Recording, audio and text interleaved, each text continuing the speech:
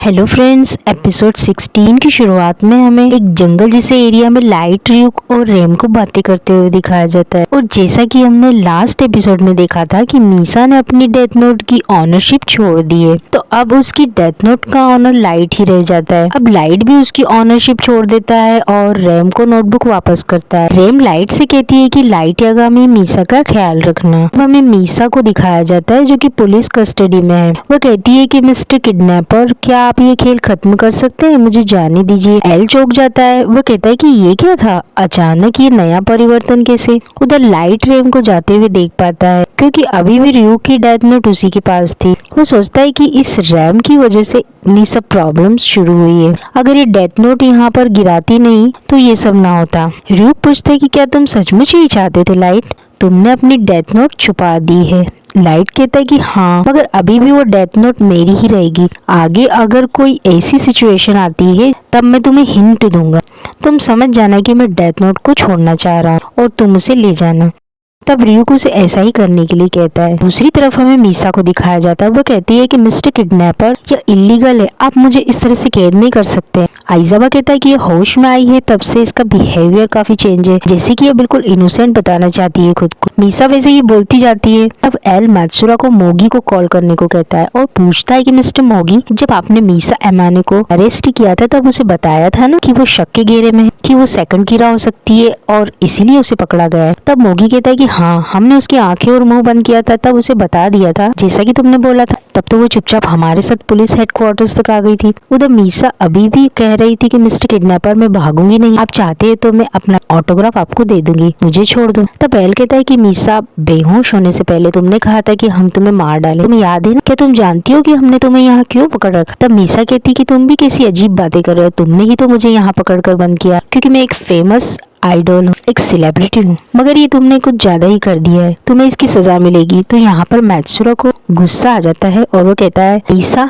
बेकार की एक्टिंग करके हमारा वक्त बर्बाद मत करो। मीसा डर जाती है और कहती है कि प्लीज मुझे यहाँ से जाने दो। तब एल कहता है कि मीसा, तुम बेहोश हुई थी उसके पहले हमने तुमसे कुछ पूछा था, तुम्हें उसका सही जवाब देना होगा। क्या तुम लाइट यागमी को जानती हो, और अगर जानती हो तो कैसे जानती हो? तब मीसा कहती है कि हाँ जानती हूँ, क्योंकि वो मेरा बॉयफ्रेंड है। तब एल सोचता है कि पहले तो ये लाइट के बारे में कुछ भी बताने को तैयार नहीं थी, बिल्कुल खामोश थी, अब क्या हुआ? तभी एल को लाइट का फोन आता है और एल उसे अपना रूम नंबर बता देता है। अब यहाँ पर लाइट पहुंच जाता है और कहता है कि रियूसा की, जैसा कि मैंने तुम्हें फोन पर बताया था कि मैं कीरा हो सकता हूँ, ऐसा मेरा मानना है। तो चीफ यागामी कहता है कि लाइट, तुम इस तरह की बातें क्यों कर रहे हो? एल सोचता है कि लाइट यागामी, हमारे पास कोई सबूत नहीं कि तुम ही कीरा, फिर तुम यहाँ आकर ऐसा नाटक क्यों कर रहे हो? तुम कीरा हो नहीं सकते, बल्कि तुम कीरा ही हो। लाइट कहता है कि एल दुनिया का सबसे होशियार डिटेक्टिव है और अगर उसका यही मानना है तो यह सच होगा। एल कभी भी गलत नहीं हो सकता, क्योंकि सब जानते हैं कि रैप एनबर मुझे इन्वेस्टिगेट करते हुए मारा गया और मैं ही था जो 22 मई को आयामो में मौजूद था, और मैं ही था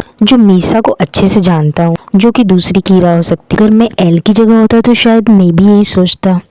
देखो, हो सकता है कि मैं ही कीरा हूँ और उन क्रिमिनल्स को भी मैंने ही मारा है, पर ये बात मुझे पता ही नहीं है कि कैसे। तब एल सोचता है कि क्या बात है, तुम्हें होश ही नहीं है कि कैसे?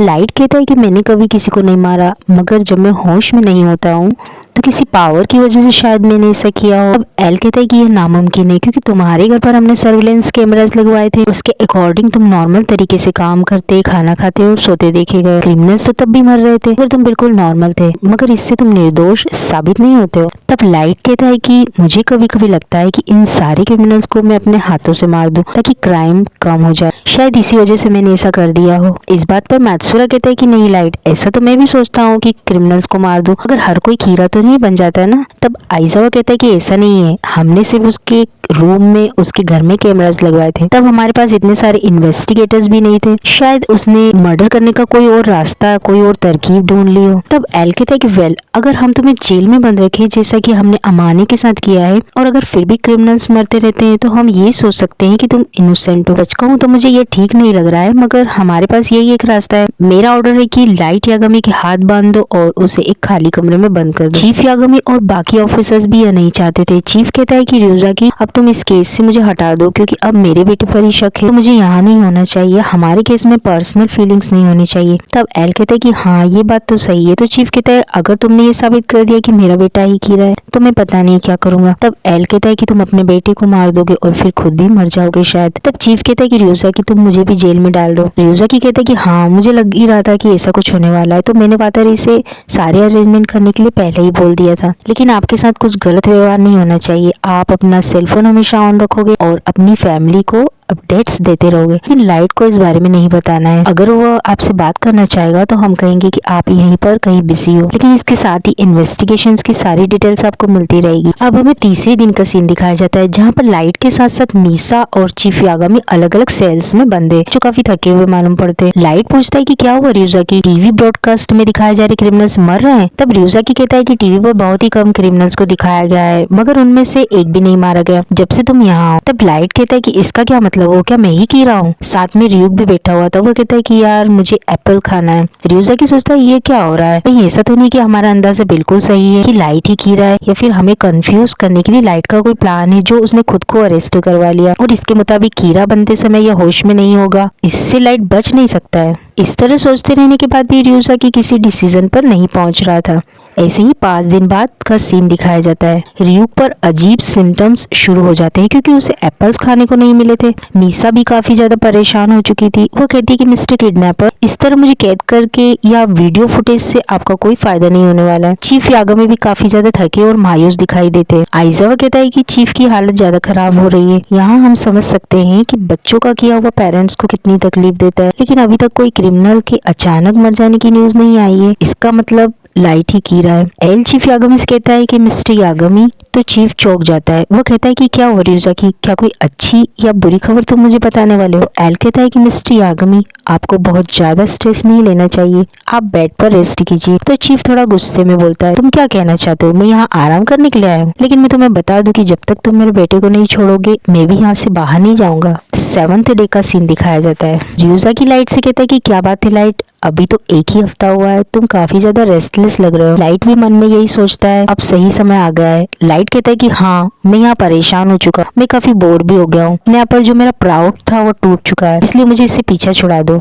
तो यहाँ पर रियुक समझ लेता है कि लाइट कह रहा है कि पीछा छुड़ा दो, इसका मतलब है कि डेथ नोट की ऑनरशिप वो छोड़ रहा है। रियुक वहाँ से चला जाता है। लाइट नॉर्मल हो जाता है और कीरा की सारी यादें भूल चुका होता है। अब वो रियोजा की से कहता है कि मैंने ही तो तुम्हें बोला था कि मुझे बंद कर दो, मगर अब मुझे लगता है कि ये सब बेकार में हो रहा है, मैं कीरा नहीं हूँ, प्लीज मुझे यहाँ से जाने दो। तो एल कहता है कि मैं ऐसा नहीं कर सकता हूँ जब तक कि मुझे 100% यकीन हो जाए कि तुम इनोसेंट हो। तो लाइट कहता है कि नहीं, मैंने कभी किसी को मारा होता या कीरा होता तो मुझे कुछ तो याद होना चाहिए था, मगर ऐसा कुछ भी नहीं है। तब एल कहता है कि हाँ मुझे भी लगता है कि कीरा ये सब पूरे होश में और पूरी प्लानिंग के साथ करता है, मगर इसका क्या मतलब है कि जब तुम यहाँ हो तब से एक भी इंसान बेवजह नहीं मारा गया।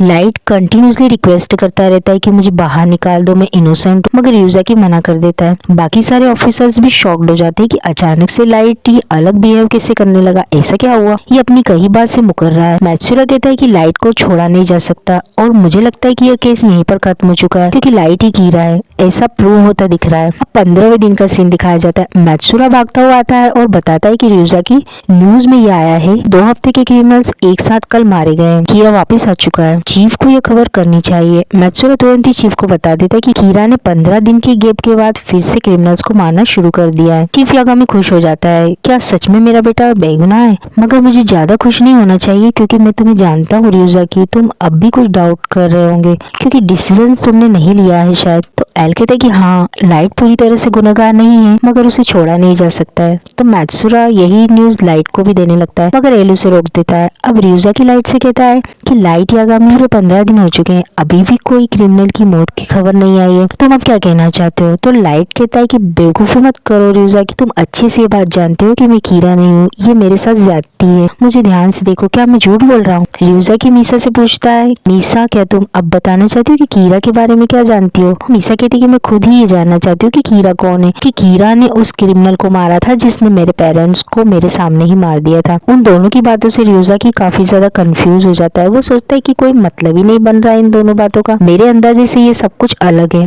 तो फ्रेंड्स ये एपिसोड यहीं पर खत्म हो जाता है। नेक्स्ट एपिसोड के लिए चैनल को सब्सक्राइब कर लीजिए और आपके सपोर्ट के लिए थैंक यू सो मच।